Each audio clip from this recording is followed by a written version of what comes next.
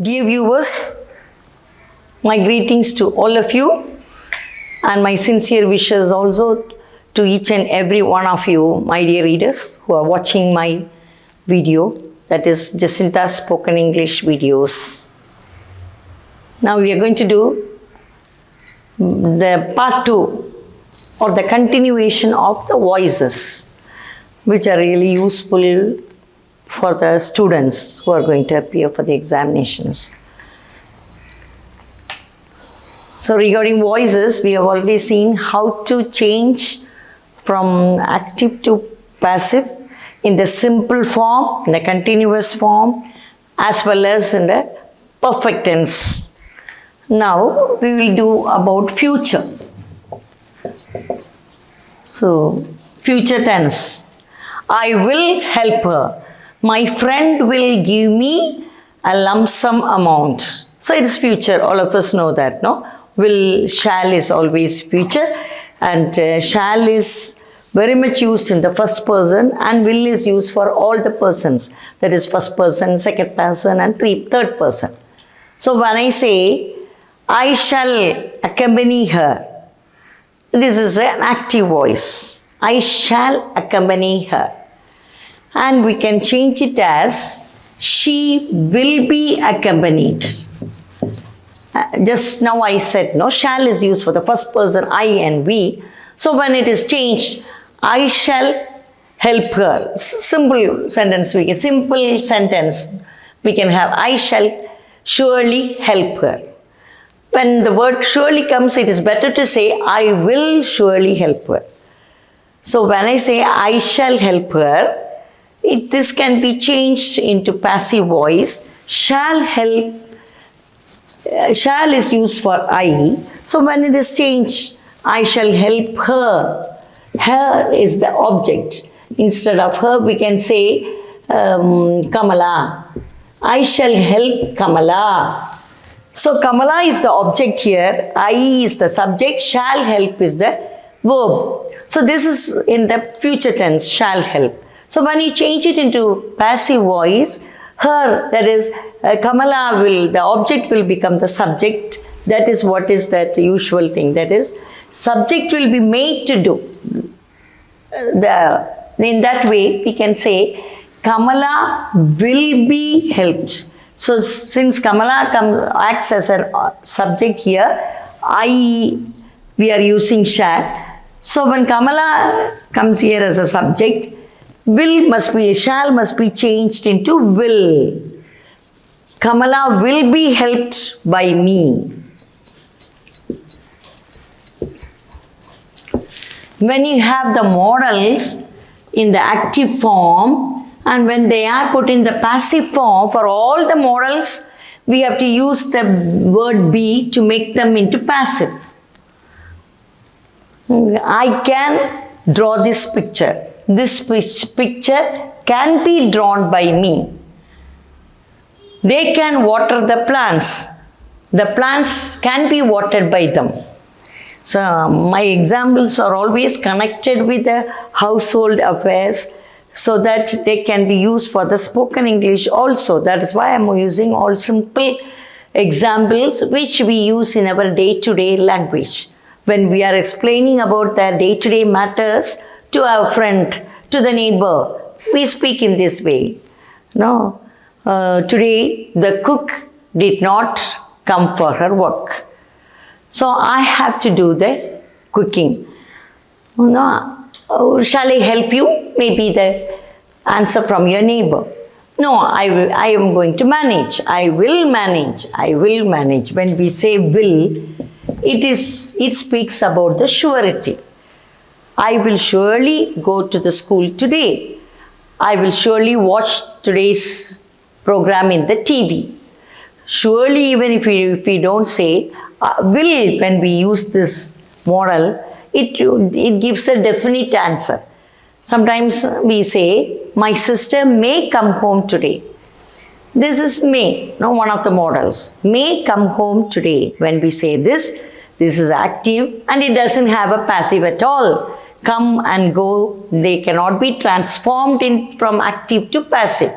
So may speaks in a May come when we say it is about doubtful, no? Assumption. This may happen or may not happen. For that only we use may. Shall we say in the future form. And will when we say it's almost definite. Future action only and almost definite. I will visit Delhi for this summer vacation. Our family will be going out for a picnic this weekend. This is also active, but this cannot be changed into passive. So there are many verbs as transitive verbs and intransitive verbs, for which we can have a separate video where we can talk about the verbs which will be transformed, which can be transformed from active to passive, and there are many verbs which cannot be transformed from passive to active. So modals, as I said, they are always changed with the word be. Like simple tense, I said, no, with all the be forms, not be word, but with the be forms. Then continuous tense with the being. That is this is introduced as being washed, being clean, being spoken, being painted. The beautiful picture is being painted by my neighbor. So being. And for perfect tense, we use been. We introduce the word been. For all these are for passive form. And when we have the modals, we just use the word be. Can, could, will, would, shall, should, may, might, and must. You must finish this work now. This work must be finished now. So must is something speaks about definitely, rule and compulsion only we say must. You must eat this chocolate immediately. So this chocolate must be eaten immediately. So you must clean this room now. So this room must be cleaned now. Now, immediately, at this hour. So we need not add this word immediately at this hour and all. But when we say now, or when we say now, that is enough. Even if we don't say now, you must do it, you must clean it, you must eat it, you must complete your work, you must draw this picture, you must finish all these works, you must pack up your things. All these, when we use the modal must, it is for compulsion, a rule like. We must be in the school before 9 o'clock. All the staff must sign in the register before 9:30. So all these are the rules which we express with the word must. So all the staff must sign in the register. This can be changed into passive. It must be signed. This register must be signed by all the staff.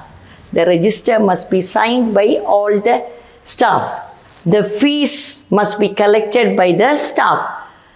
So before December, we have to complete the fees collection. We must complete the fees collection.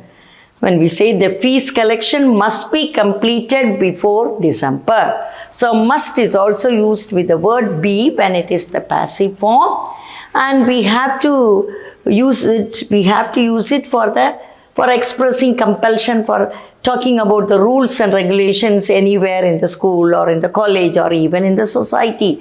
Even to live a happy life without any friction in the society, we must follow certain rules. No? So when we are talking about the rules, we say must. And when they are put in the passive voice, we introduce a word be. So in that way, we can think about these items. No? For passive form, as I already said, be forms for simple tense. So in the tenses, we have got simple tense, simple past tense or simple present tense. We can use one of the be forms when they are changed from active to passive. Any one of the be forms in the sense is, are, where we can use. Then for continuous tense, we have to introduce being. And then for perfect tense, we have to introduce being. And when you have any modal, any one of the modals, we can use be. But with all these, we must have a past participle form. That is what we learn in tenses as verb 1 is present tense, verb 2 is past tense, and verb 3 is past participle. So this past participle is used in the passive form. And also we have got a word introducing this by. I have eaten all the chocolates. All the chocolates have been eaten by me. So by we use. When we make the subject as object, we introduce by. So all these are the general forms, general rules which you can just think, brush up your memory, because all these are done in your schools and colleges. We are just giving a revision, like brushing up the memories, and we shall do some more sentences so that we'll be able to do very correctly in the active and passive form, which are useful only for the students who are appearing for the examination. As I already told you, I had been telling you that in the spoken form, we always use in the spoken language, where mostly we use only active voice sentences. Very rarely we use passive voice. But anyhow, it is better to know about it. Then grammatically, what is correct, what is not correct, let us know, so that it will give a chance for us to help the children at home when they ask any doubt regarding the examination. So let us pay attention to the grammatical rules also, and give more and more importance for growing the vocabulary. We can learn more and more words, and also keep in mind some grammatical rules for our better spoken English. Bye for today.